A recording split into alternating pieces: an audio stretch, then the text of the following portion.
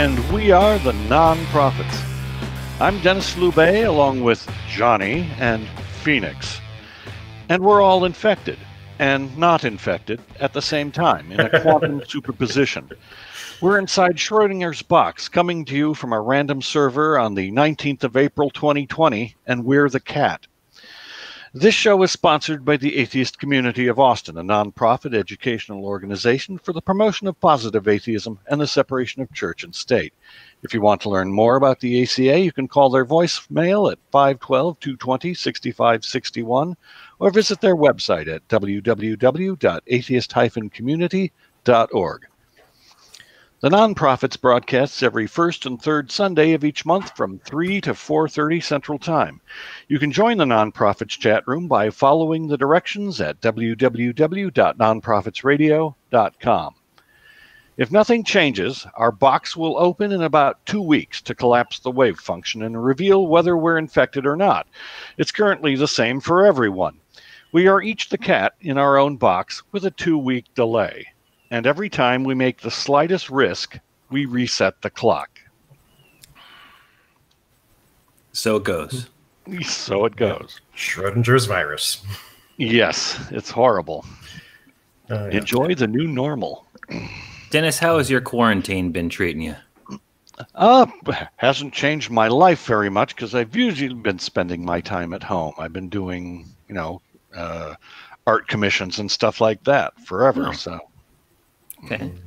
Yeah, it hasn't affected me much either. I still go to work every day, and my home life is mostly stuck at home, in the house. So not much changing. I've been, I got a home gym now made out of cinder blocks and weird Home Depot stuff. But I've been reading more books and, yeah. So that's good. Oh yeah. I'm trying to work as much as I can. Yeah, I usually, before this, I got out more. Now I just get out less. Seems about right. Yeah. No, I've taken some time to go through the apologetics book that my cousin gave me for Christmas. I think that's a trip. And of course, the further you get into the book, the worse the arguments get. Who is it written by, if you don't mind?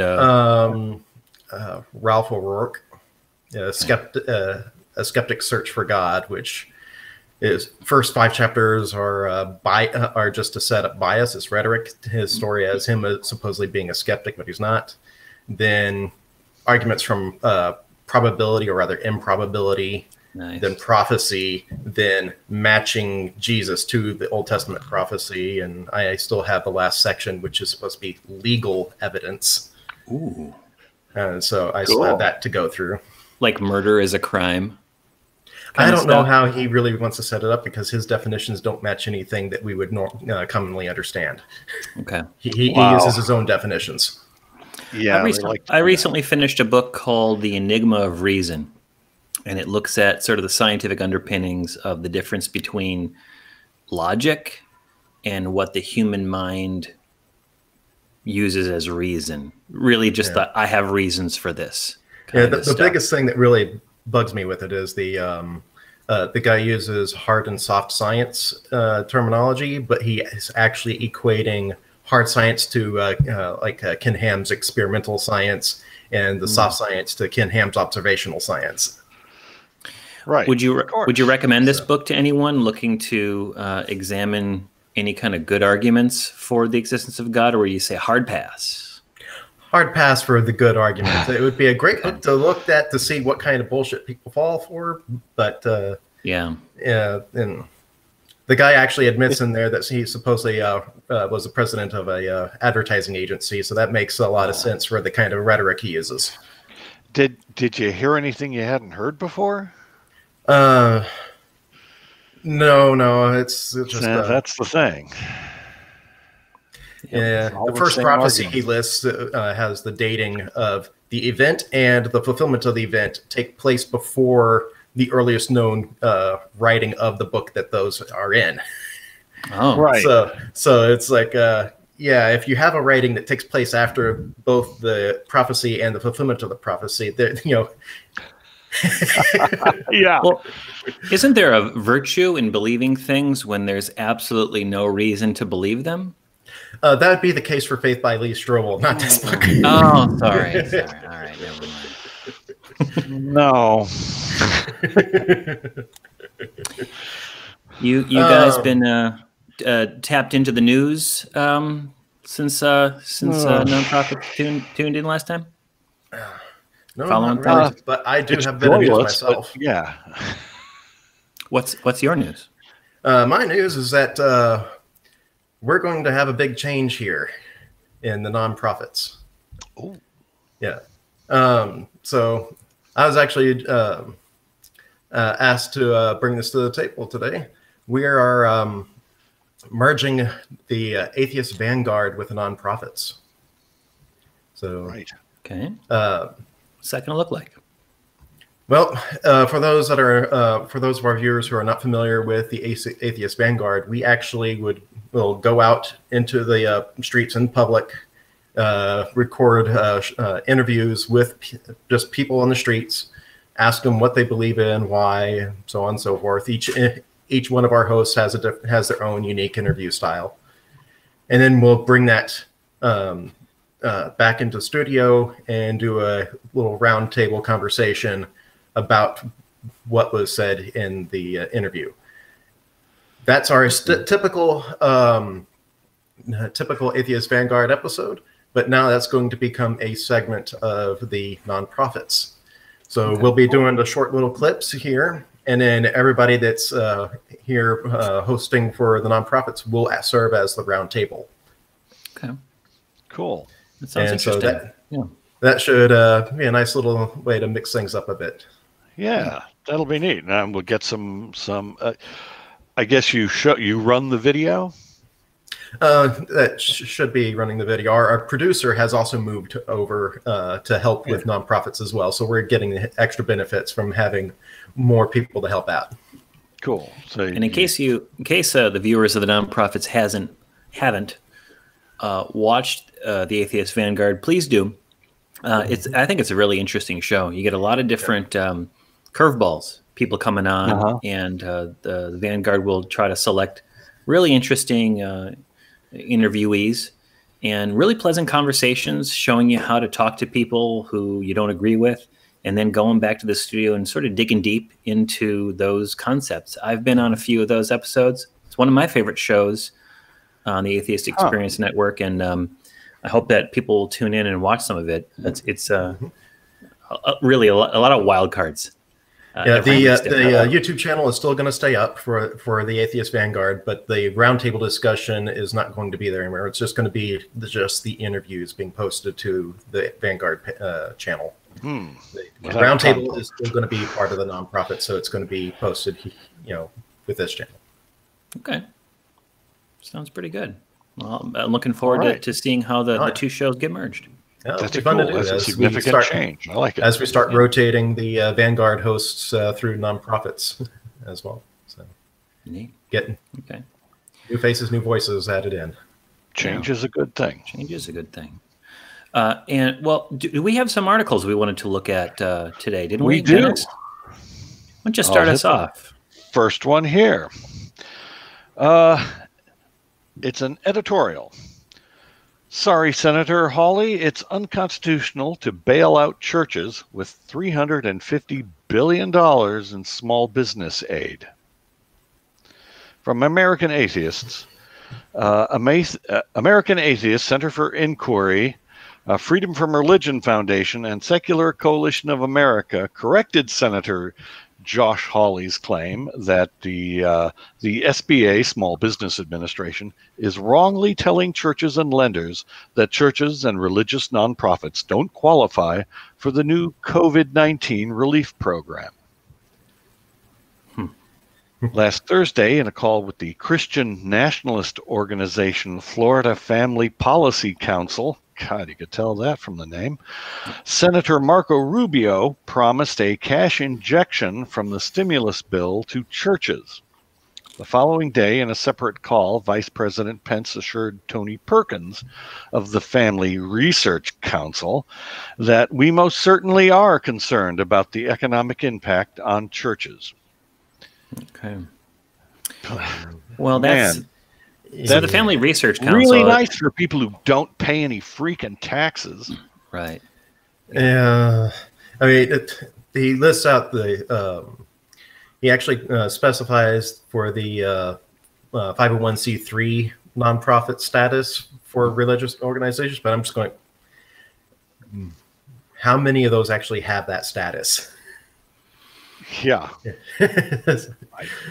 Yeah, that's one of the biggest issues with the church-state separation is that churches and other religious organizations don't have to file for the 501c3 status to get the nonprofit status.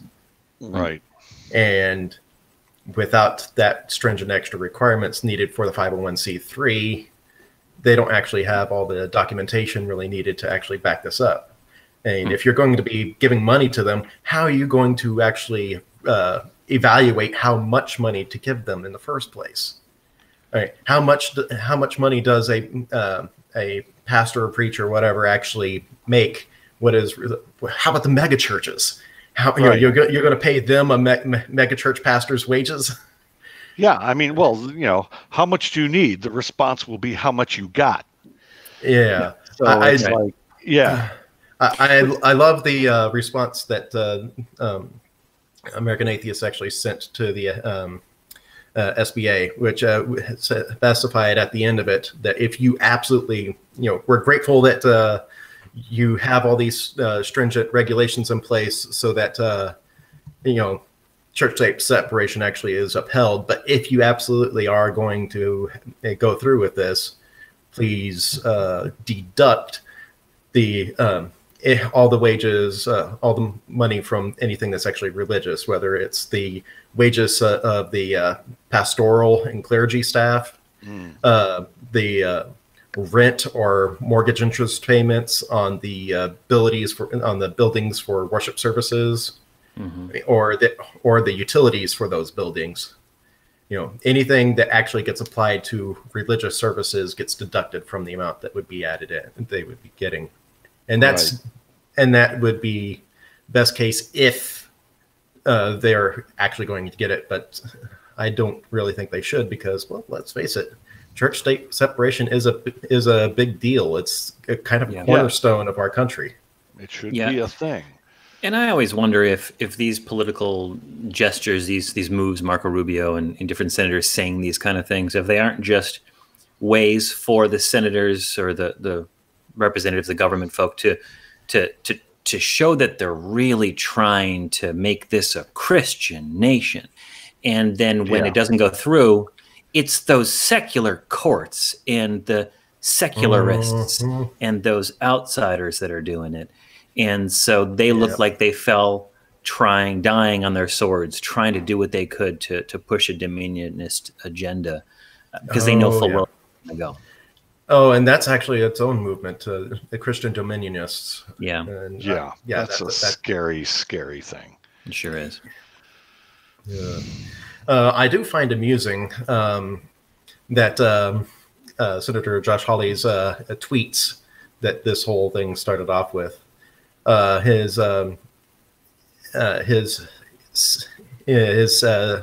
follow-up tweet that he did after that specified for the sake of small businesses, churches and synagogues, and then charities.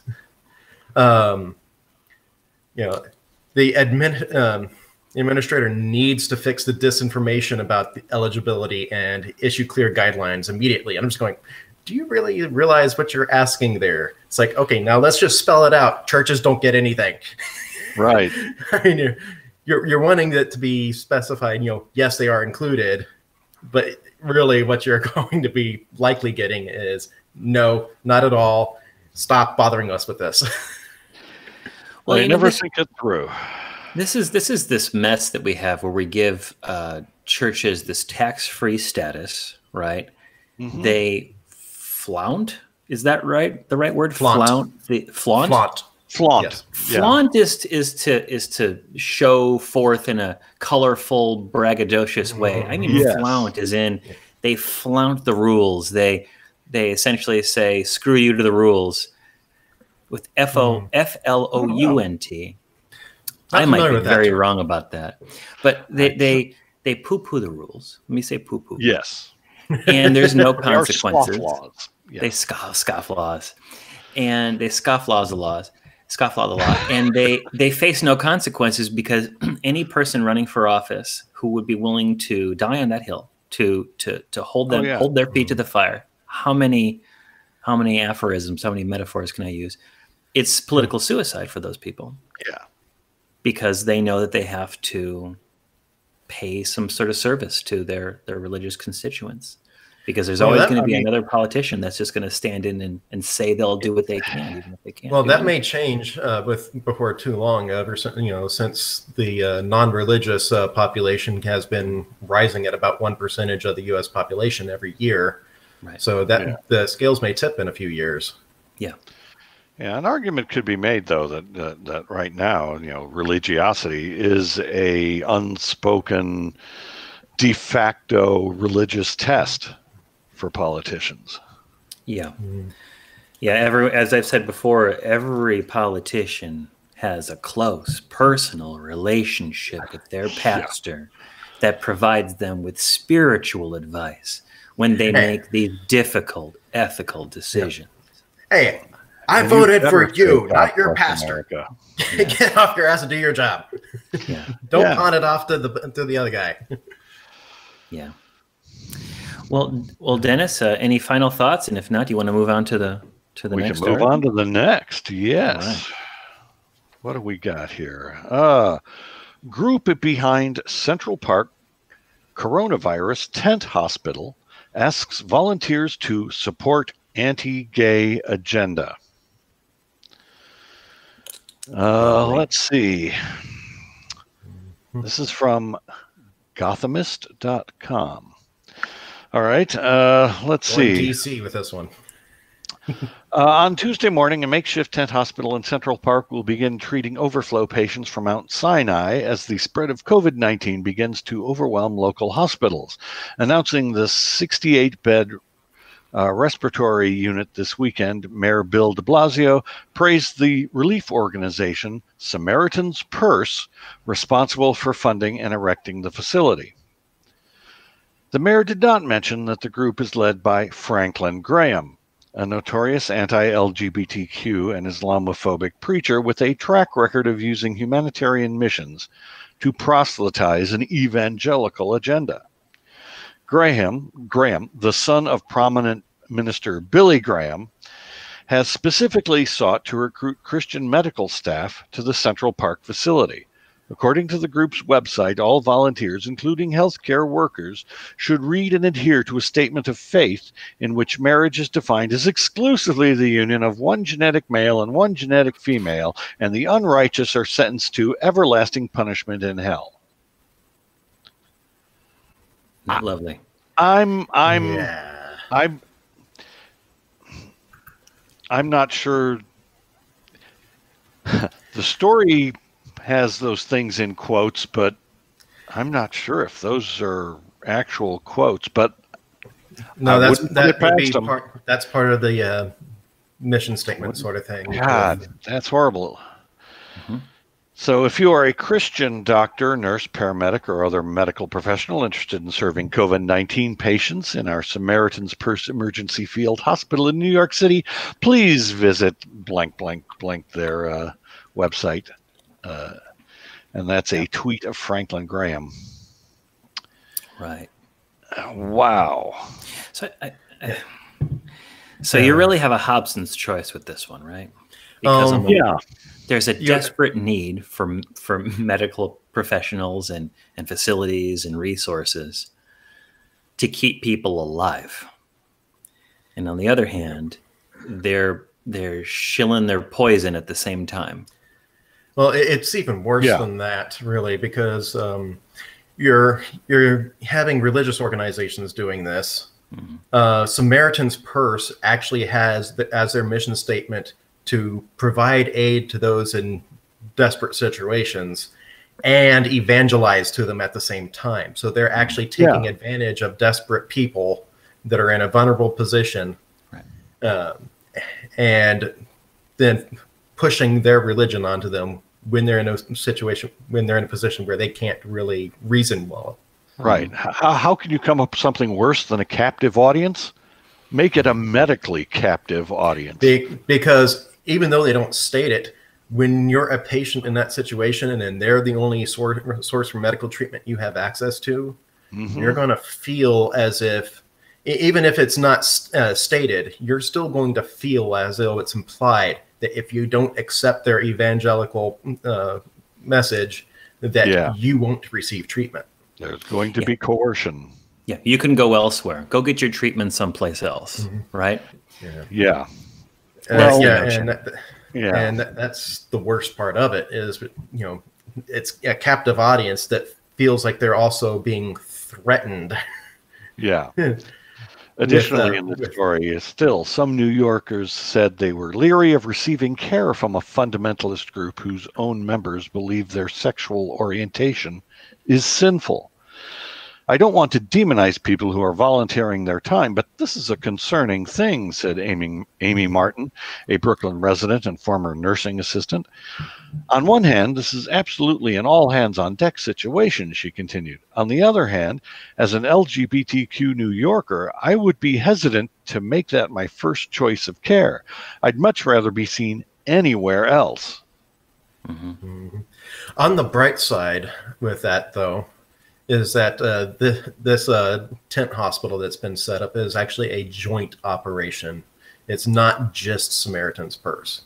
It's also the, what was it? The Mount Sinai Health System. So, and they're actually legally bound with a non-discrimination clause.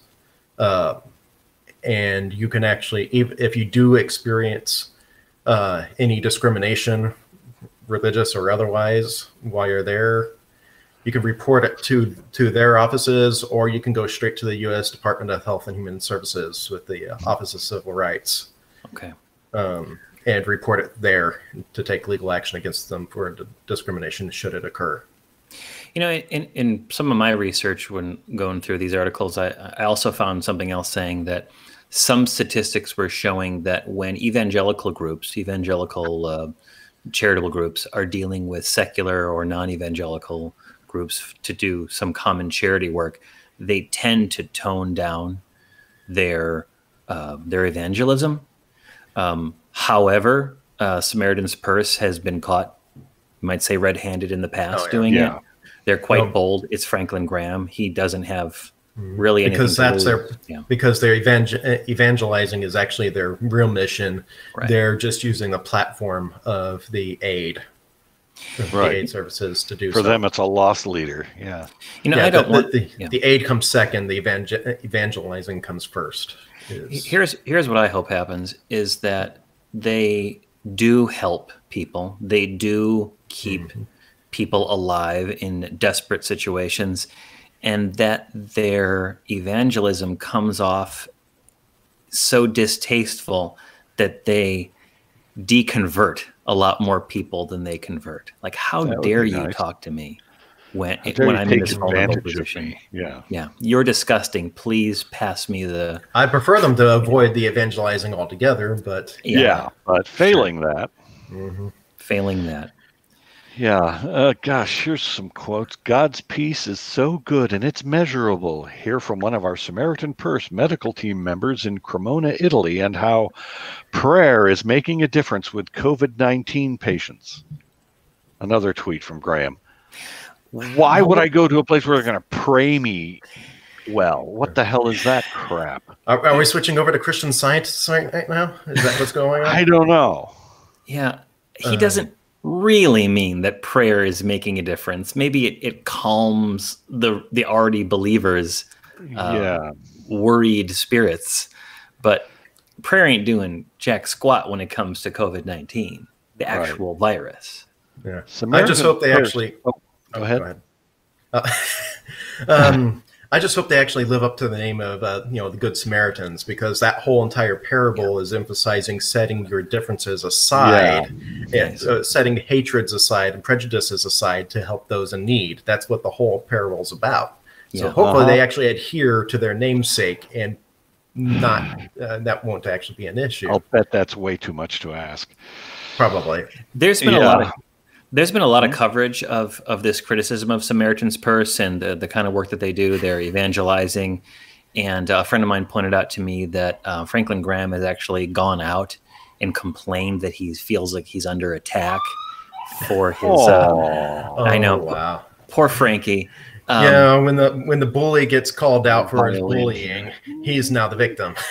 Right. Yeah. He's not hurting right now. He's doing quite well. One of the wealthiest preachers out there, mostly on the back of his father's work, if I'm not mistaken. But he's certainly taken the ball and he's been running with it for some time now.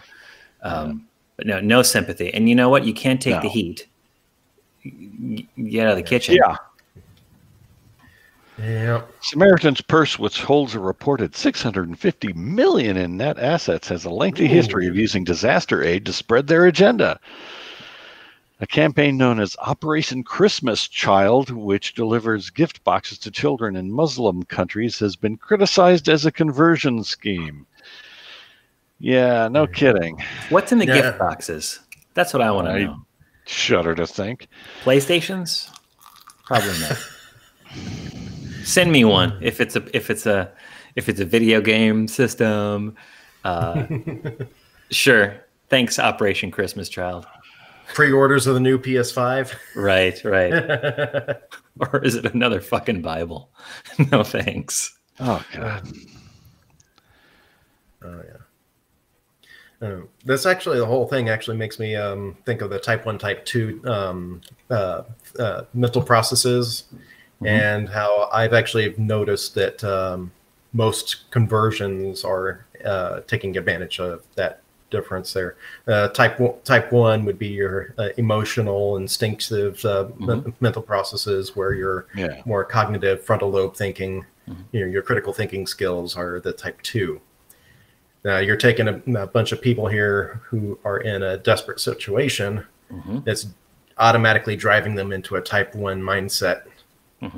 They're thinking instinctively, emotionally, and that's really easy to give them something emotional to latch onto, something feel good to latch onto, and they'll, once they've latched onto it, they'll be given some kind of weak rationalization to hold on to it once they're back to a type 2. I think it's interesting that you mentioned that. That's the book that I had mentioned. You were reading the book on the apologetics, that the Enigma of Reason book deals in large part with that type 1, type 2 type of reasoning. And, well, I first noticed that with the Living Waters church. That's Ray Comfort's church. That's exactly how his church operates. With we do the Georgetown Market Days for the ACA, and they had a booth out there on the other side of the plaza from us. Had a nice hour, 45-minute long conversation with them. And it followed that process. They do IQ test, which is really lateral thinking at a real fast pace, so that it forces you into a type 1 mindset. And then they start hitting you with guilt trips about sin, and then love bombing you with how God loves you and will forgive you. And then they'll give you some rationalization about how God is actually real and everything after that. It is the full pull you out of type 2 to type 1, give you something to latch onto in a type 1, and then bring you back into type 2 with that attachment. It's the same cycle. Phoenix, I have 2 questions about that. One of them has to do with that interaction that you had with them. Did you feel in it that they were genuine in their attempts to convey what they thought was the truth, or do you think they were trying to trick people using those methods? Whoever set up the methodology they're using, they're going off of a script. But whoever designed the script, actually, it was very, very obviously designed to do this. But they'll go rapid fire through this script, ignoring anything that you say to come back at them at, and then just keep on going through the script, regardless of how you retort back at the arguments. Okay, that's disgusting. It is rather disgusting.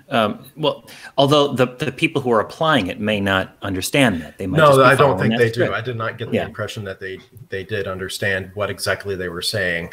It's just that they were so fixed already in that what they're doing is correct. Yeah. They don't even question it, and they have the script, and they just go through the script. Yeah. And then Phoenix, yeah, the other question. Oh, sorry. Please continue. Well, I was going to change the subject a little bit and ask you. I'm just going to keep on bulldozing through, so we don't keep doing it. It's my fault. Yeah, I was just going to say, but I'm seeing that same process here with Samaritan Spurs, is that the first step of pulling into the type 1 is already done. Yeah. The situation that they're in has already pulled them from type 2 to type 1 thinking. Mm-hmm. Right. And so their job's already halfway done for them. Yeah. Well, the other question I had, Phoenix, and I apologize for that, talking over you there. No worries. What are you doing up there in Georgetown? Tell me more about that. You said with the ACA. What is that? Not now, but when you are doing it. Unfortunately, with COVID right now, we're not doing that at the moment. But Georgetown has market days, and we'll set up a booth, and we'll sit out there, and anybody passing by, we'll that wants to strike up a conversation. We'll talk to them about the ACA, promote positive atheism, explain what atheism is, and hold conversations on whatever aspect of who and what we are that they would like to address.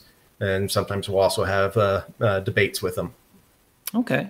Do you think that might... It's a great way to share the fact that there is a community and bring awareness to the public. Right. Do you think that might be a venue where you could potentially do Atheist Vanguard Street Epistemology? Oh, yeah, we do that all the time. The issue is having a camera there. Most people don't feel comfortable with the camera in that environment. So, but you'll still have the same kind of conversations there all the time. Yeah. And when you're talking with these folks, you're not trying to put them in a type 1 mindset. No.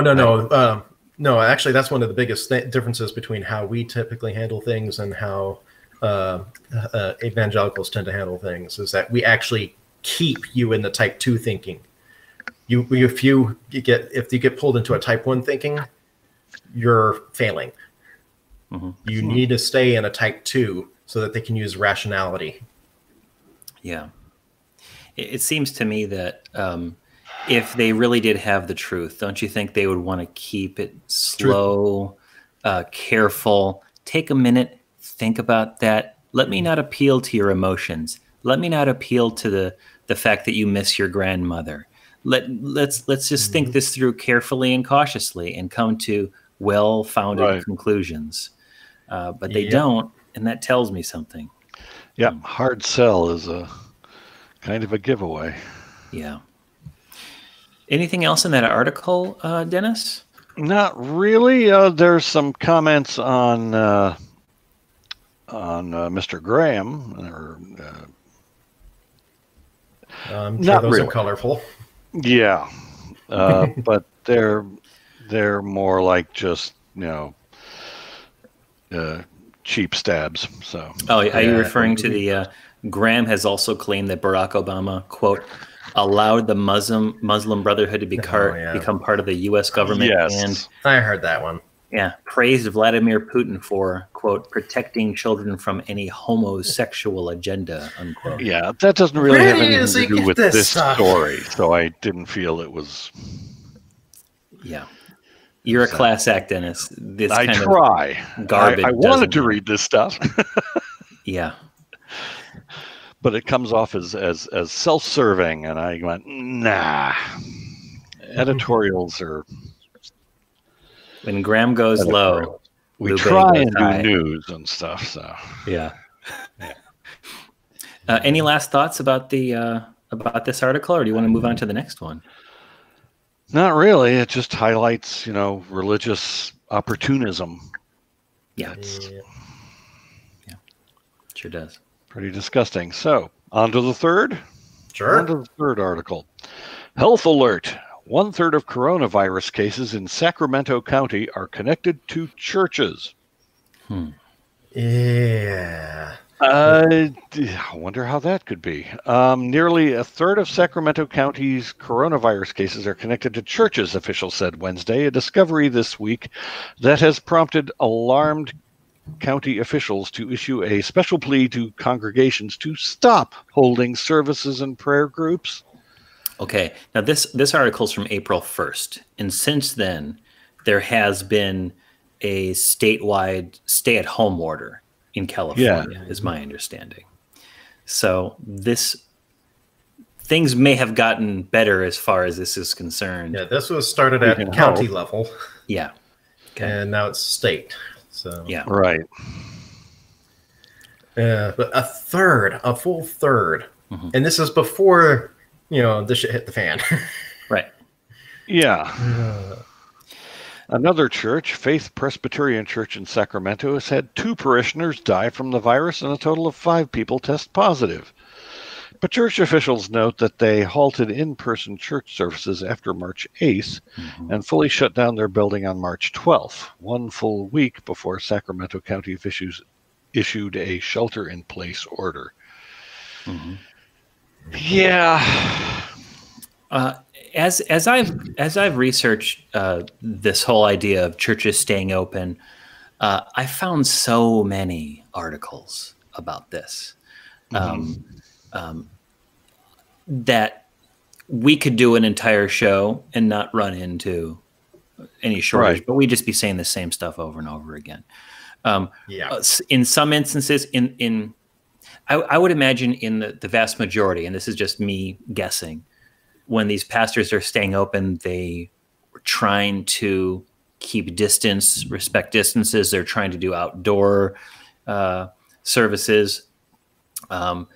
They maybe had some bad information about the virus. In some instances, we would see pastors waiting for guidance from government officials.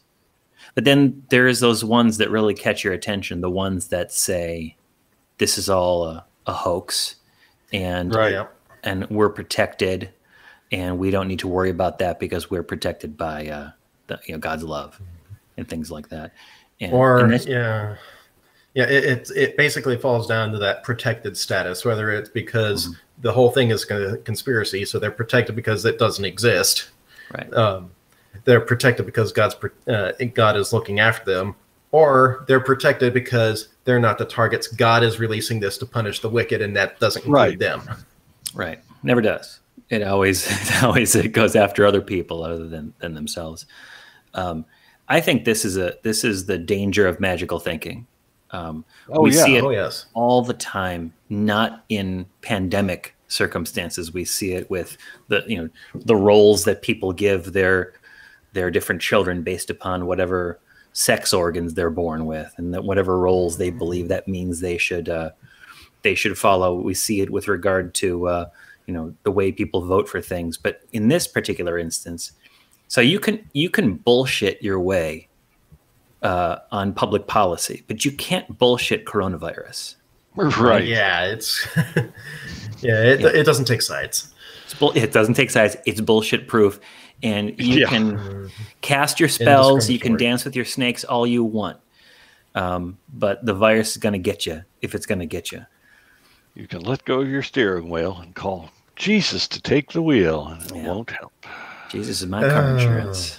That sounds just like when cruise control first hit the market. That's right. Yeah. Put it on cruise control and climb in the back seat. I put it on faith control.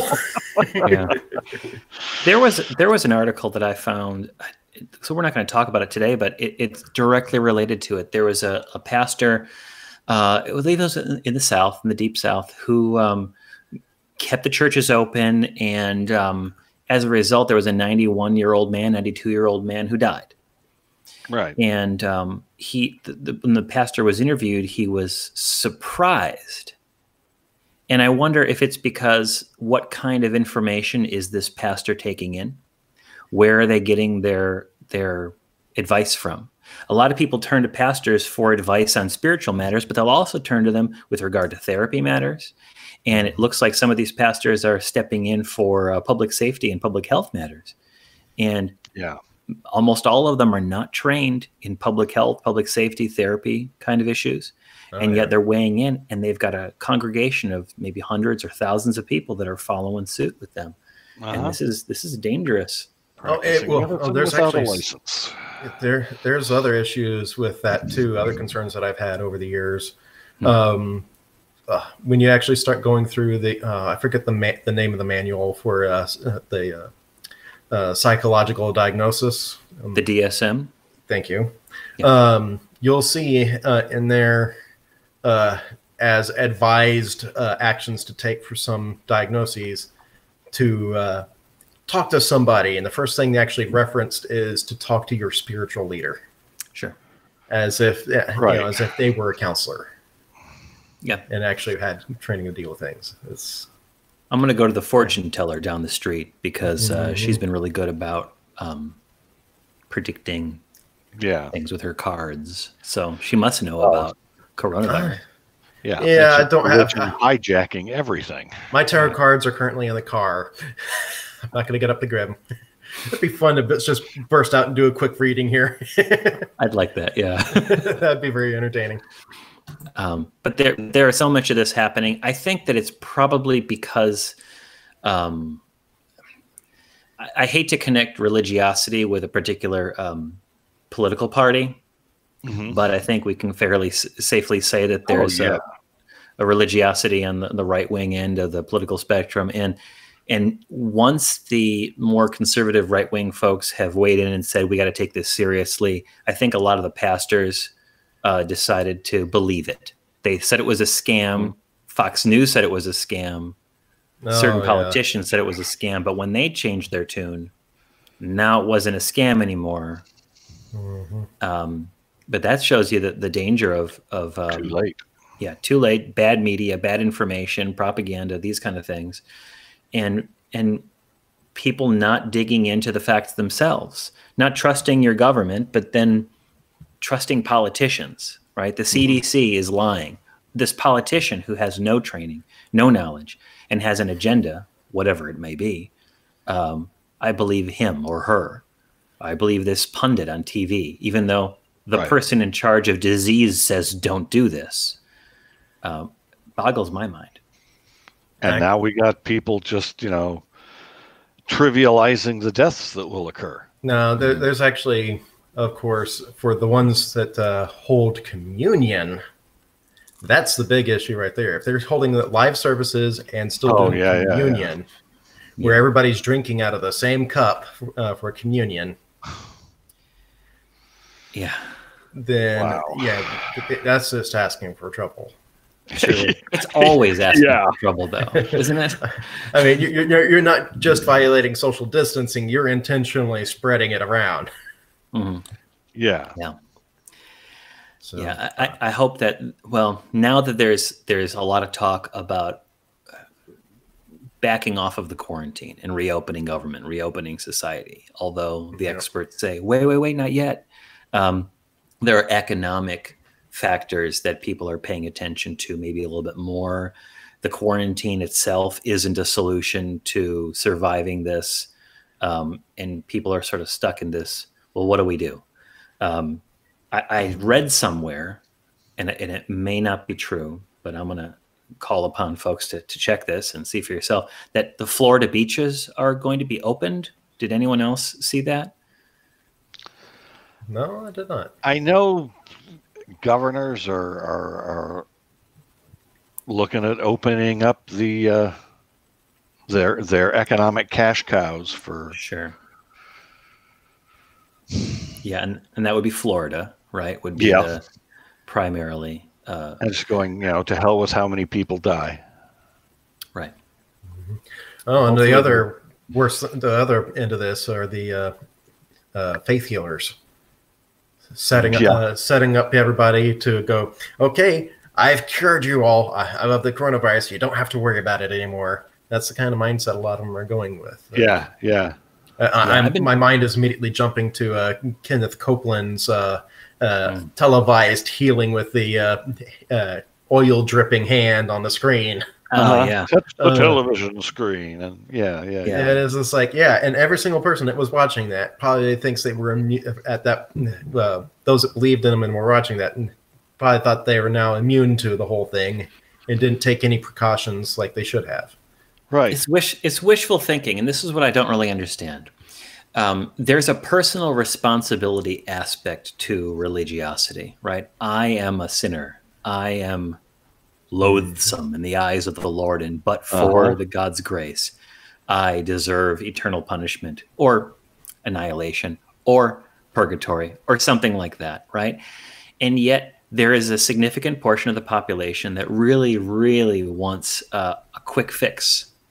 And Kenneth Copeland's greasy hand or Jim Bakker's silver, you know, oh, that's a quick fix.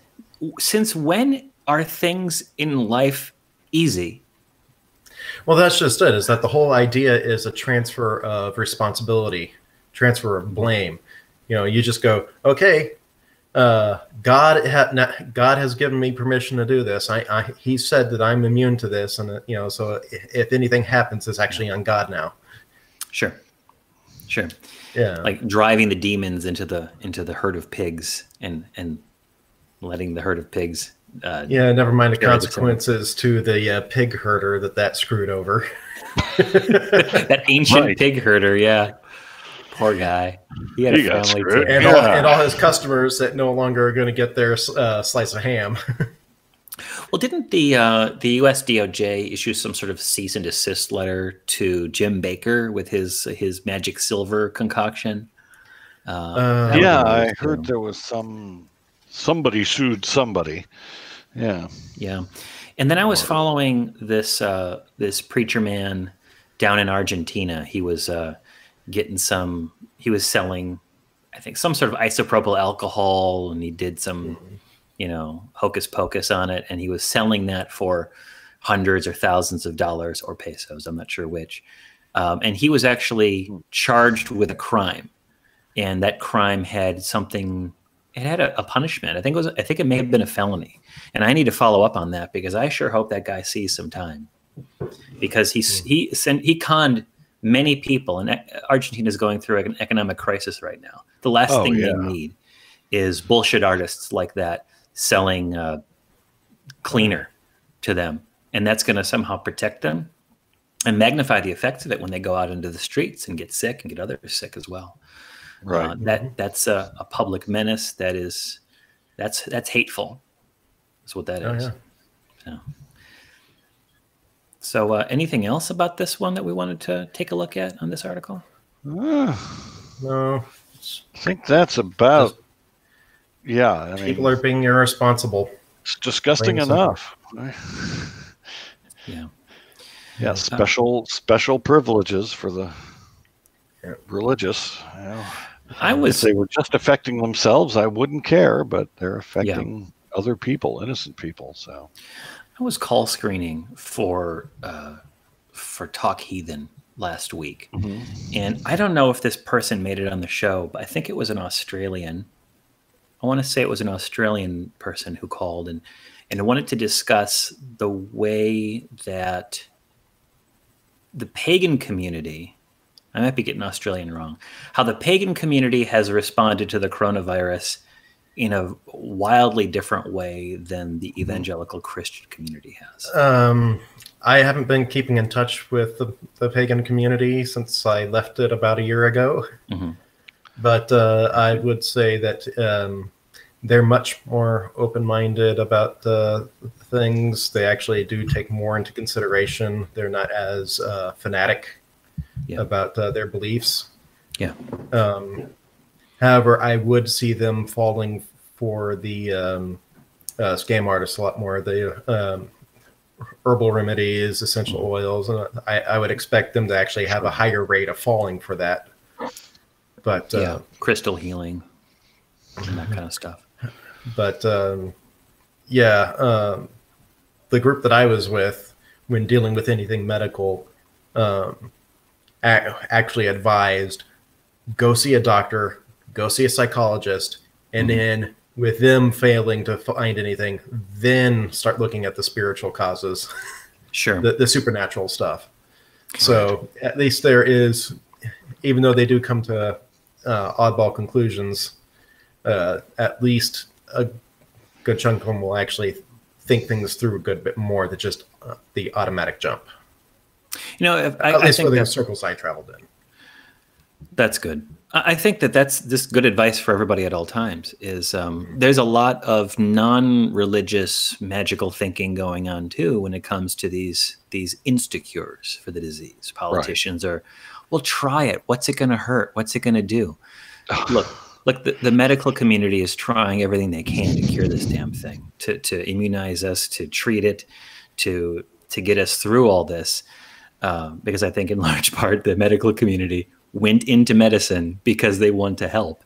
And politicians, maybe some of them went into it because they want to help, and some of them just love power and they love to have the limelight shined upon them. Money. But if there is a cure and it's a medical cure, let the process has proven itself reliable, I think, throughout history. Yeah. So don't get your hopes up on a miracle cure just because some shiny politician says that there's something happening. Yeah, and the anti-vaxxers are finding out the hard way that they were wrong.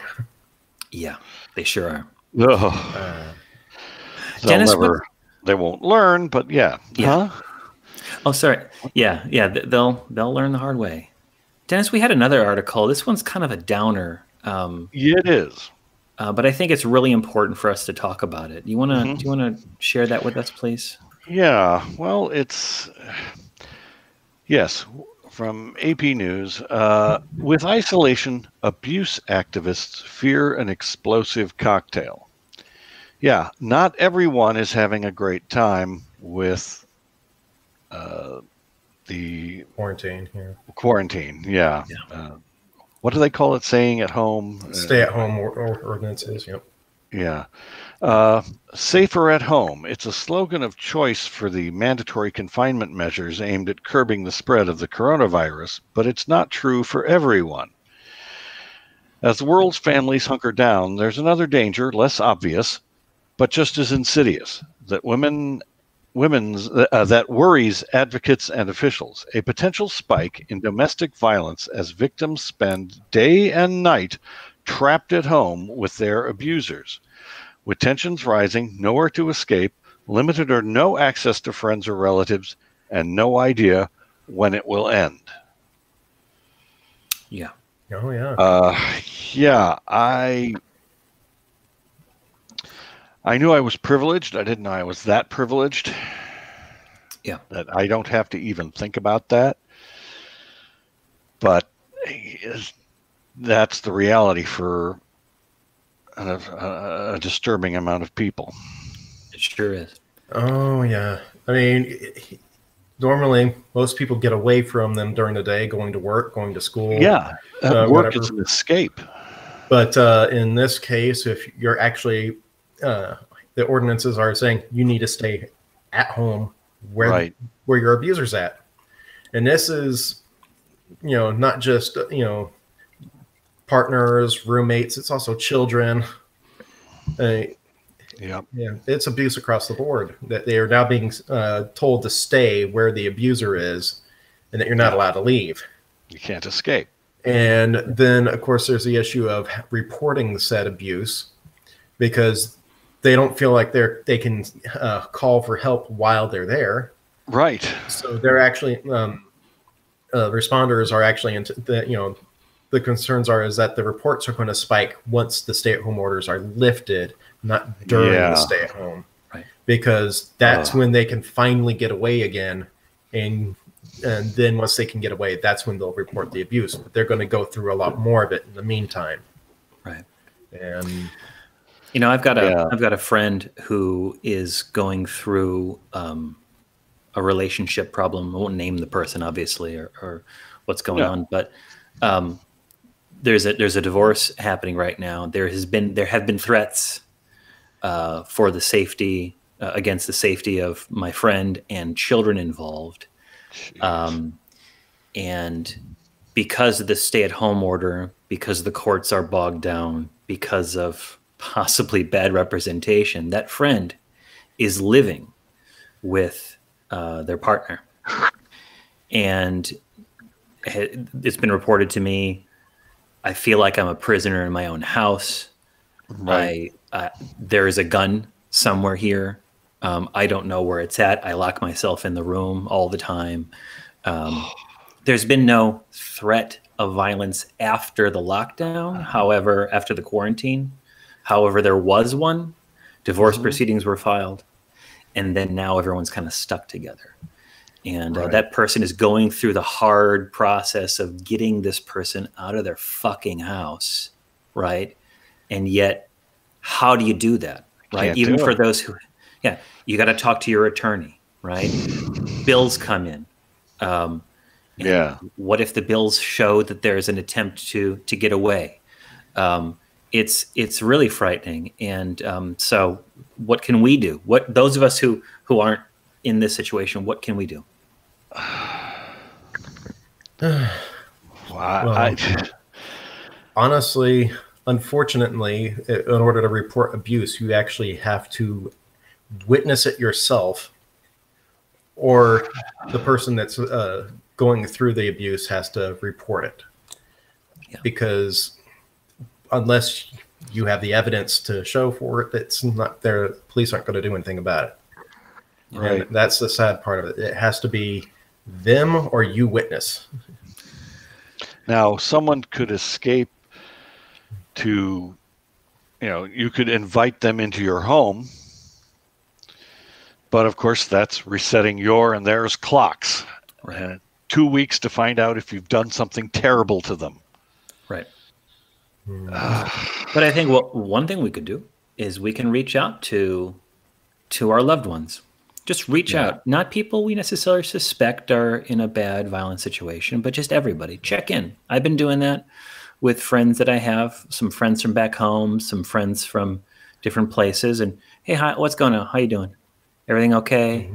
Are you going crazy? And I wouldn't expect them to actually flat out tell you that they're being abused, but pay close attention to the cues in their voice, how they phrase things, see if they seem unsettled in any way. It's going to come through in small little subtle signs that hopefully you'll be able to talk to them and get them to actually say what's actually bothering them. But and hopefully it's not going to be something serious. But if it is, you want to be able to actually identify that and get help if possible.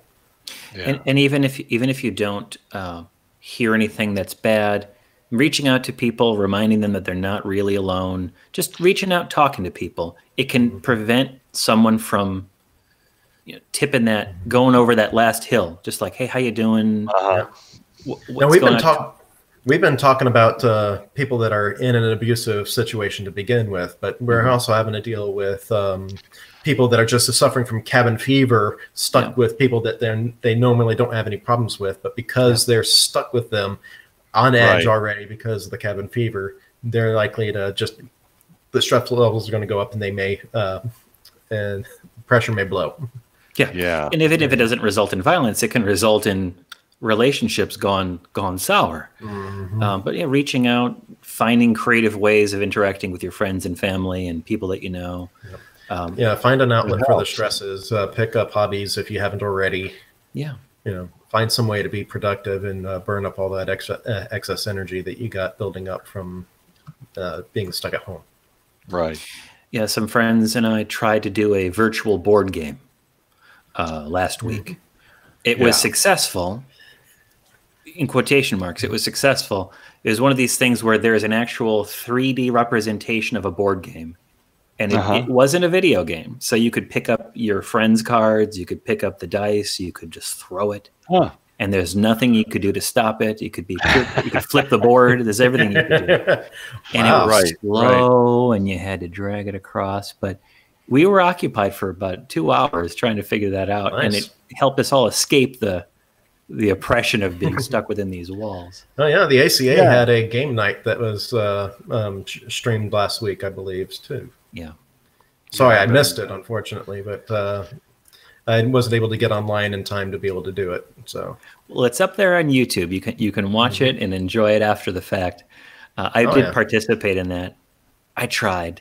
I tried to do a good showing, but I think I made it to the finals. I made it to the playoffs. I don't know if it was the playoffs, but Finals, final playoffs, round. whichever. Yeah, did not win. Cool. Anything else in that article, Dennis? Yeah. It says on a normal day, 1,800 to 2,000 people will call that national hotline. The number hasn't changed, but that doesn't surprise organizers. After natural disasters like earthquakes, Justice says it's only when schools and workplaces reopen that people are finally able to reach out. Pretty much like what I was discussing earlier. Yeah, right. That's exactly right. So we're going to be dealing with this for some time, and there are people that are dealing with it, not just the quarantine or the uncomfortableness or even the medical the disease itself. They're dealing with this loved ones becoming violent, and let's all be there for them in whatever capacity is most helpful. The fallout of all this. Yeah. Okay. Well, that was our darkest one, but I think it's really important. That was a dark one there. This one isn't much better. The next article. Yeah, this one's. Let's see. Right. Yeah, extremists are exploiting COVID-19 pandemic to inspire supporters, New Jersey officials warn. Local authorities in New Jersey are warning of extremist groups using the internet to exploit coronavirus fears and inspire supporters. White supremacists and ISIS have been sharing their hate-filled messages and instigating violence, according to the NJDOHSP. I think that's the New Jersey Department of Homeland Security and Preparedness. Wow. That sounds much better than a string of letters. Okay. Yeah. Yeah. Catchy, isn't it? Yeah, really. It rolls off the tongue. Sure. Yeah. New Jersey Department of Homeland Security and Preparedness issued an analysis that warns that extremists tend to latch onto fears and manipulate crises to validate their ideologies and incite potential attackers. White supremacists are taking advantage of the COVID-19 pandemic to advocate for the theory of accelerationism. What is that? And let's see. Accelerationism is they're advancing societal collapse so they can build a new society the way they want it to be. Right. In this case, racial purity for the neo-Nazis. Yeah, participating in attacks or creating other forms of mass chaos will accelerate the imminent and necessary collapse of society in order to build a racially pure nation. Oh, yeah, that sounds just charming. Nazis. I hate those guys. And let's see, neo-Nazi groups incite panic, including by discharging firearms in cities and putting bullet-sized holes into car windows. Lovely. Weird. Lovely. Yeah, basically stir things up so that people go into a panic, so that it will make the government destabilize quicker with everybody panicking. And then they can take advantage of the chaos to promote their ideals. Sure. At least that's the idea. I think it's have tried to I'd say that could easily that would definitely backfire, because you're putting people into a panic state, and then you're going to be promoting something that people frown upon in the first place, and they're already in a panic state. They're not thinking straight. You're likely to get them to turn directly on you and attack you in a state where they're not thinking clearly anyways. So these people aren't thinking at the actual consequences of their actions in the first place. Right. They're not exactly dotting the I's and crossing the T's on reason in any bit. And didn't we hear reports of this kind of stuff happening around 9/11, right? We heard about non-Caucasian Americans being targeted by hate mongers. Well, yeah, it says here that they say this type of propaganda similar to others from white supremacists that tend to lay blame of COVID-19 on ethnic groups, all while advocating for the permanent closure of borders. I wonder who else is saying things like that in the media. A bunch of terrifying. Yeah, I think the next one mentioned in the article, if I'm not mistaken, was ISIS. Yeah. In which case they're really... I don't know which other groups are also doing this, but they're propping up COVID-19 as a soldier of Allah. Oh, great. Right. Yeah, basically they're claiming that kills you too, Allah, jackass. Allah released the virus so that it'll damage the economies of the U.S. and Europe, and that they're promoting it as divine punishment, against atheists, Shias, Christians, and other minority populations in China, Iran, and Italy.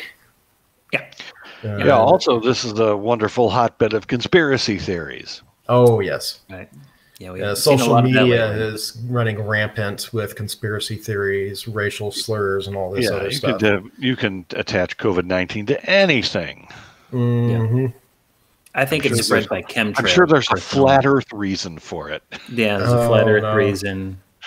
It's vaccines gone wrong. It's the Illuminati trying to do population control.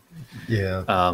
But then there's politicians trying to point it directly at China. It's the China virus. I've heard other terrible names for it.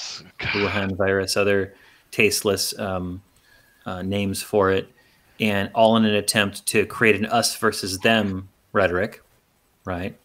Of course, the us is led by our leaders and rally around us. We're not all whatever the leader of their in-group is. Whatever the leader of the in-group is, exactly right, Phoenix. Yeah. So I think that the note that I had here was we need to avoid extremism at all costs. And look at the nuanced situations going on in the world and quit pointing fingers at things. Let's just try to solve it. All right. Yeah. And, in the middle of a pandemic is not the time to make decisions regarding, will I join an extremist group? Well, actually, if you think about it, the extremist groups work the same way as the evangelicals. They, as I was talking earlier, type 1, type 2 thinking. They really rile you up in that type 1 thinking mindset and get you to start acting as you're riled up in a highly emotional state. You got to do something now. Mm-hmm. Yeah. One of the things oh, sorry, Dennis. What were you going to say? No, nothing. Go ahead. Well, one of the things that I noted about this was if you're seeing some pundit or speaker or writer or whatever talking about something, try to examine what their motivations might be. Not in a conspiracy theory kind of a way, but look at who they are. Who are they? Who typically watches their show? Who typically reads their kind of books? What did they advocate for? Can you connect whatever they're saying, if it's extreme sounding, to an agenda? Not in a conspiracy theory. But pardon me? Sorry? What's their likely motivation? And dig into it. Are they citing to sources? What do those sources say? A lot of times people will retweet something that a hateful person has said, and it might be an accident. If they keep on citing to hateful sources, you might have just stumbled upon their agenda. Well, there's actually an interesting psychological effect with memory that aids in that kind of misconception going on. You've listening to Atheist Experience, you may have heard Matt talk multiple times about how if you hear something enough times, first time it seems novel to you, you may dismiss it. Second time, oh, that's familiar. And next time after that, oh, you're right. I've heard that plenty of times before. That's true. Over time, hearing it multiple times, it sinks in more. That's great for educational stuff, but it also works for misinformation as well. And the fact that your memory has an interesting quirk that your memory degrades over time, and one of the first things to go is the source of the information that you have. So you may have heard something enough times, but you won't. Before you know it, you won't remember whether or not the source that you got it from was reliable or not, was false or not. And that's actually one of the biggest things I can't stand about the TV shows like Ancient Aliens and the like, where they do the documentary stuff. They don't reach a conclusion at the end. They make it, but they go through everything as if it is true leading up to that point. But because the source is the first thing you forget, you're going to remember all this information without the knowledge of whether or not it was true. Without that context, and, right. With the extremist propaganda we're getting all over the place, it follows the same suit. They just repeat it ad nauseum enough, and eventually people will forget about the source of it and just remember the things that were stated, and it won't be and in their memory, it's not differentiated between fact or fiction. Okay, it's our stupid monkey brains. It's our stupid So, Phoenix, what can we do to protect ourselves from falling prey to our stupid monkey brains, which we have to rely on to get through the day? The best thing I can think of for that, and what I utilize myself, it's actually what's saving me when I'm going through that apologetics book, is you learn basic critical thinking skills and evaluate as you go, and just go, okay, I heard this, and now as soon as I heard it, I'm evaluating it right then and there. And so that I'm not just remembering a fact, I'm remembering this thing is wrong. Then next fact, okay, that thing's wrong, or or this thing may be plausible, but at least what's getting into my mind right then and there is I'm getting a value judgment right then and there as I'm absorbing it, as opposed to waiting until I finished everything and have forgotten whether or not any of the rest of the stuff had a good value judgment or a negative value judgment on it. Yeah. So it's about really going through with a quality attention to detail on every point, rather than just absorbing everything you can and trusting that your brain is going to filter. Well, you're likely to get caught up in rhetoric if you don't. If you get caught up in the rhetoric of it, you'll get a strong bias, and you'll overlook the faults in the arguments. Yeah. And it's like I said, the rhetoric is going to pull you into that type 1 mindset, that emotional knee-jerk reactionary mindset. Yeah. And once you're already there, you don't think rationally about things anymore. So you have to make sure that you don't get pulled into that. You think every point through rationally. And dig deeper if you have to. Do some research. Don't just stop and rely upon the information that you have right then and there. If something smells fishy, or if you agree with it a little bit too much, maybe stop, do a little bit of research, do a personal audit of your beliefs and knowledge, and go a little bit further than that. I'd say the moment something is self-serving to you, it's like you should then go, wait a minute, I should look into this, because I'd say it's so easy for me to agree with this. I'd say the first thing is always learn about logical fallacies, cognitive biases. You can easily find those online. Yourlogicalfallacy.is is a great free resource for both. It gives you like the 24 most common of each on there that you can just learn off the bat. Learn them, learn to recognize them, and that alone will take you quite further. You'll be amazed at how much you catch for the rhetoric that's around you, how much it employs bias and fallacies. Phoenix, could you repeat that website that you just mentioned? Yourlogicalfallacy.is. Yourlogicalfallacy.is, as in is? Correct. I'm going to check that out. Yeah, we do have a set of flashcards in the library that I donated. That's from their website. Okay, cool. So if you ever want to review those when the library opens back up, of course you can. Right. Yeah, it's the same information that's on the website. So, isn't it telling that we don't teach critical thinking or logic in elementary school, or even middle school? No, I think they should too. Age of Reason is 7 or 8. I think we should have the basic fallacies and biases learned before then, so that once they do get to the age of reason, they have the tools to start applying it as soon as their minds are developed enough to actually start employing them. Right. I know that parents who are stuck with their children in quarantine probably think that doesn't sound like a very good idea, because No, because they start Yeah. questioning everything. Yeah, yeah, and that's, but it, you know, through the fire and flames, eventually your child is going to be better prepared for life as an adult, which is ultimately the goal, isn't it? You get a generation or two, it'll be a commonplace thing. It won't be such a big issue anymore. But it is so rarely practiced in our society that we have so many issues as resulting from it. I wonder if politicians and preachers and bullshit artists might have a problem against that and might lobby against it. And advertisers, because that's exactly what all their arguments, rely on. Yeah. Yeah, what was this? There was some political party that had planks on their platform talking about, not teaching critical thinking and stuff. It's like really weird. I wonder why would you do that? I wonder why they would say something like that. Dennis, can we go to the next article? Because this is something a little bit lighter. I'm a personal fan of this person. I may admit I'm addicted to his videos. Can you just share? There are other similar videos. I don't know if this guy is one I watch, but I've seen some like this.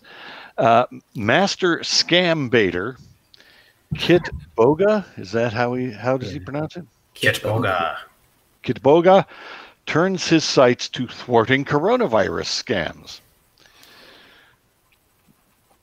Earlier this week, live on Twitch, the streamer Kit Boga attempted to place a wholesale order for an essential oil that, the woman on the phone implied to him, cured COVID-19. There is, of course, no cure for COVID-19, the disease that has infected hundreds of thousands of people internationally since January. If there were, it wouldn't consist of oregano oil, cinnamon clove bud, and eucalyptus essential oils. Kit Boga was on the phone with a scammer. 11,000 live viewers were watching him expose her. Using a voice modulator, Kit Boga assumed the persona called Barbie Kendall, explaining that he wanted to place a wholesale order for essential oils and distribute it to the Mayo Clinic in Arizona. Kit Boga continued to press her for details about the product. How many people has it cured? Can I keep the cure on the countertop? Can I pour the cure into a hot bath after my bridge game? Which she readily answered, never correcting his terminology. The scammer, who said her name was Anne, took down the hospital's address. They should call you Saint Anne, said Kit Boga, eliding the words into the sound of Satan. What? Saint Anne? Satan? Saint Anna, yes. Yeah. I think a lot of the scams so far are based around the fear and uncertainty of it. You'd be hard-pressed to find someone who interacts with scam artists more than Kit Boga. Several times a week, Kit Boga goes live on Twitch, where an average of 7,000 viewers watch him mercilessly troll the sorts of people who tell old ladies in nursing homes that they owe the IRS thousands of dollars and get their MasterCard number. Under the guise of Grandma Edna or Valley Girl Nevia, Kit Boga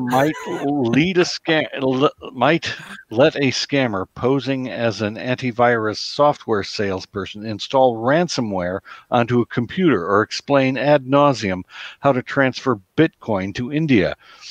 Weaving absurd narratives out of these interactions, Kit Boga frustrates as much of the scammer's time as possible before the big reveal. He's not Barbie, Edna, or Nevea, and he thinks these people are scumbags.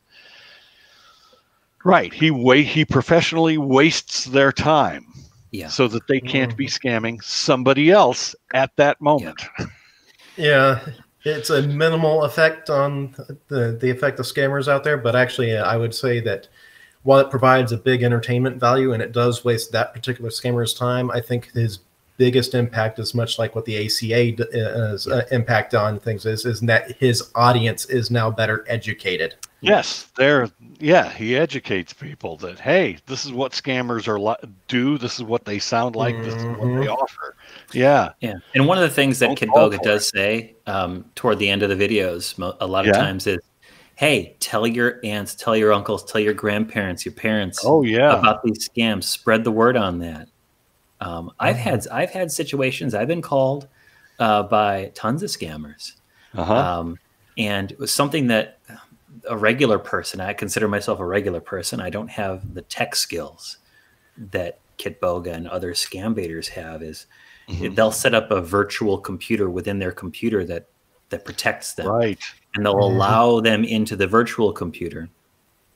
And it doesn't do anything to their own computer system. It's just, here's this virtual thing. As soon as we're done, it gets shut down. Everything that was done to it gets erased.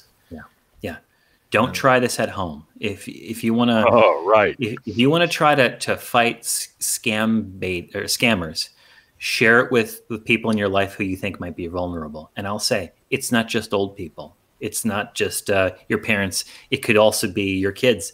It could be your best friend. I have been scammed when I was much younger, in person, not on the phone or on the internet. But tell your family members, if someone ever calls you saying that I've been in an accident and you need to transfer money, it's not me. Give me a call, right? Right. Someone says, "Oh, it's Johnny. Johnny," and the connection is very bad and you can't hear very clearly. I need you to tell me some piece of information. Just don't do it. Call me back. Be very cautious with these people, because and if you get an email that says, "Oh, to fix this problem with a service you have," and it looks official, click on this link and sign in and do your thing. Don't do it. Don't click on that link. Go to the site, with the address you usually use. And better off if you're already familiar with the address, sure, but just do a search for the actual company itself. Right. Verify that the company they're saying is that a legitimate company, and go to their official page and route through that. Don't use a link from the whatever email or chat room. Basically, don't click on a link from an unsolicited email. Yeah, and make sure your spyware protection, your malware protection is up to date. Don't rely upon, well, who am I? I'm not anybody important. They're not going to want my information. Yeah, wrong. And if you think, they'll take whatever they can get. My Windows, I like it the way it is, and well, no, make sure you're and the hackers get better at breaking in the longer it's unupdated. Yeah. Make sure your passwords aren't password 1234. Yes. That alone is just a technical aspect of it. The biggest thing with any kind of hacker is actually on the social side. That's where they get in. Yeah. They'll call people, convince them that there's somebody they're not. Somebody it should be an authority that giving personal information to access information to accounts and whatnot would normally be okay. They'll just convince you that they're actually proper representatives of whatever organization, and just get you to give them the access and information needed to rob you blind. Yeah, there's a word for that sort of social manipulation. I can't remember what it is, but they don't have the magical devices that guess your password in 5 seconds. Yeah, it's not like in the movies. No, they can just tap super fast typing on a keyboard and suddenly they're you actually have to give them your password somehow. Yeah. One thing about Kit Boga that I've really appreciated about him is, and there's a lot of scam baiters online. Pardon me, is that he is aware that the people who are doing a lot of these scams come from economically disadvantaged positions, and they are pushed to the edges of starvation and desperation.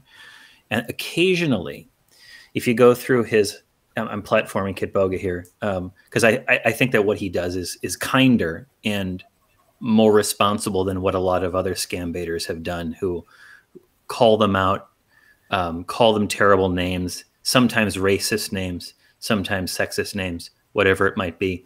But really trying to not only educate his audience, but to reach out to the scammers themselves, find out who they are as people, find out what got them to that position, and encourage them to get out of that, because it's going to come back and get them.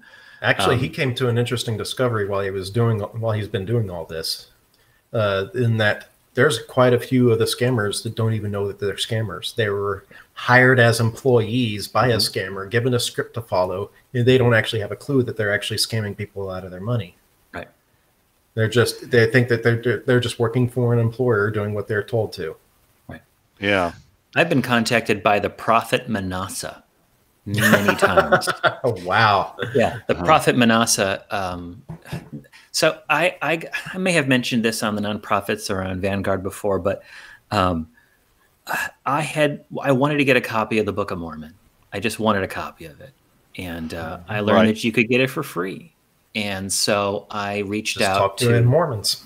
Yeah, so I went online and I said, "Hey, I'd like to order a copy," and then I got it, and it said, "Would you like to be contacted by some folks?" And I was like, "Oh yeah, sure." And so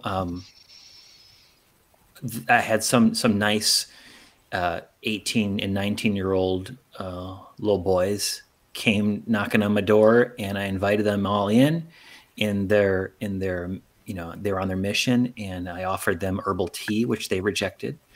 They don't know who I am. I suppose I could have been a creepo. And they just told me, they witnessed, and they tried to convince me that the prophet Joseph Smith was, the best thing since sliced bread, and I didn't really catch me. And then right after that, when they invited me to their service, and I declined, I started getting lots of messages from the Prophet Manasseh. Now that could just be a coincidence. But the Prophet Manasseh is another one of these scammers taking advantage of people in desperate situations. Send me 44 cents, $1.44, $4.44, 444, whatever it is, but with the 44 at the end, and we'll pray for you and all this stuff. And there's been many times where I will, press through the prompts, press the numerical button 1 now, and I'll press the numerical button 1. And I'll talk to the person who takes my money, never get any of my money. And sometimes I just talk directly to them. Sometimes I talk in a funny voice. Sometimes I usually just hang up nowadays. But I said, "Hey, do you know what you're doing? And do you know that people who are in desperate circumstances shouldn't be giving away money to get a miracle cure?" And almost every single time that I talk to that operator, it's just a regular person who probably really just either A, is just a person that takes money and has nothing to do with the ministry, or is a person who is taken in and it probably isn't getting a cut of any of this ill-gotten gain, but is just trying to help people, and they don't have those critical thinking tools to examine it. So they're not bad people. I think the Prophet Manasseh is likely a criminal charlatan, but the other people down the chain are just people who just are taken in by him as well. So, but whenever you do engage with any of these con operations, you are flirting with danger. You're playing with fire. Do not do that. Tell your parents, tell your friends, watch out for this kind of stuff, and try to, if you do make a connection, try to make it a kind one. Try to be kind to these folks, because they're not necessarily. But then you read this in the story here, talking about the eucalyptus oil cure for COVID and stuff. The website and Facebook page, which were created March 16th, are still up. To investigate, Kit Boga called a phone number listed on the ad. I said, "My boyfriend was coughing up blood and I don't have the money to go to a doctor." Kit Boga tells Wired that he had put on his Valley Girl persona. The woman on the line told him that the immunity blend would save the boyfriend. Kitboga says. He hung up, shocked. I didn't expect them to be so blatant about it. The company behind Immunity Blend did not respond to Wired's request for comment. Yeah, that's a Wired article. No surprise, right? Wow. Right. But wow, just saying, heck, this garbage will save the life of somebody who's coughing up blood. Damn. That's when you know they don't don't care at all about anybody's well-being. They are straight out just only out for themselves, for making a buck off of the suffering of others. Yeah, I was just following orders. Yeah. I'm getting a note that we need to wrap this up. One last thing I want to say about this, if I could, is that Kitboga noted that there's going to be more scams when it comes to the stimulus, the economic stimulus. People are going to be trying to get your money. Again, tell everyone you know that there are a lot of scams out there promising to help you in some way process your stimulus, your emergency payout, your bailout, whatever they're calling it these days. They smell blood in the water. So, if you get anything for claiming to be a treatment or preventative for the COVID virus right now, that's probably a scam. Right. There is no cure for it. There probably won't ever actually be a cure, but there'll be treatments, there'll be vaccines in the future. Yeah, opportunists of all stripes. But if it's some kind of herbal tea, or essential oils, colloidal silver, anything like that, the FTC and FDA have already issued warnings out to several organizations for marketing that stuff. You got the organizations Vital Silver, Aromatherapy, Energetics, Gurunata, Vivify Holistic Clinic, Herbal Amy, and the Jim Baker Show have all been issued warnings already. Very good. For selling fraudulent stuff. Well, COVID. All right, I want to move on really quick. We got to wrap this up. Okay. There's, if I might, Dennis, we got an email. Yes. From T. Radecki, the secretary of the Atheist Community of the Netherlands. And there's a quote that T. Radecki thought was really pretty good. You want to read that for the audience? I'm not. Oh, yeah. Okay. Thanks for your great podcast and for keeping it up in these difficult times. Hope you're all well and stay that way. After mishearing a sentence on a science podcast, I came up with the following sentence. Religion is about prophecies. Science is about processes. I like it. I find it fits well with your life, so I decided to send it to you. Feel free to use it. Yeah. I have a question as well as the above comment. Could you spend some time on the show on the topic of metaphysics? Hey, that's something which is scarcely covered on skeptic shows, and a YouTube search shows mostly garbage.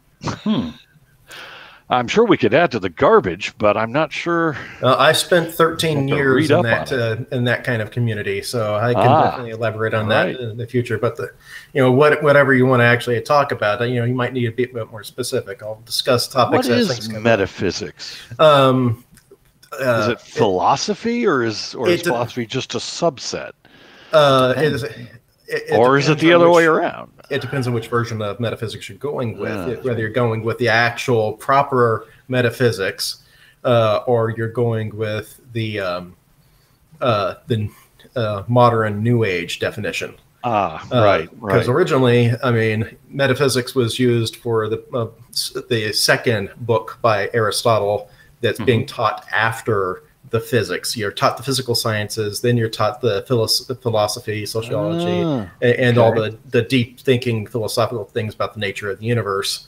That is the actual branch of philosophy called metaphysics. Well, this is something we're going to have to get into in future shows. The other version of metaphysics is going to be the above and beyond physics, or our understanding of physics. Right. That's all your New Age stuff, and whether or not you want to go into the religions, gods, whatever, the magic rituals, the divinations, spiritual healings, all that stuff. Well, we'll address that. Yeah, as things come up, when I'm on, I can at least lend some information on that. Let's hear more about it. Idea. We've got a video, and I'm getting notes here saying that there's just a wonderful video that we found that we wanted to share with folks watching at home. Mhm. How is that going to work? I'm covered in Jesus' blood. I'm covered in Jesus' blood. I'm covered in Jesus' blood. I'm covered in Jesus' blood. Oh. Yeah. Yeah, we needed that back when we were doing the articles about people not, So about the churches thinking they were immune. Yeah. If you find yourself covered in Jesus' blood, I want to encourage you to wash your hands for no less than 20 seconds at a time, please. Yeah. Get Jesus' blood off. I'm covered in Jesus' blood. I'm covered in Jesus' blood. Get in a hot, scalding hot shower and scrub off for the next half hour at least. Yeah, well, Dennis, really, if you find yourself covered in blood, call the police. Something's wrong. Dennis, you wanna take us out? I can take you out. All right. All right. Well, that was our show, and we hope you enjoyed it. Conveniently enough, we'll be back in 2 weeks when our boxes open on the 3rd of May. Until then, please don't reset anyone's clock.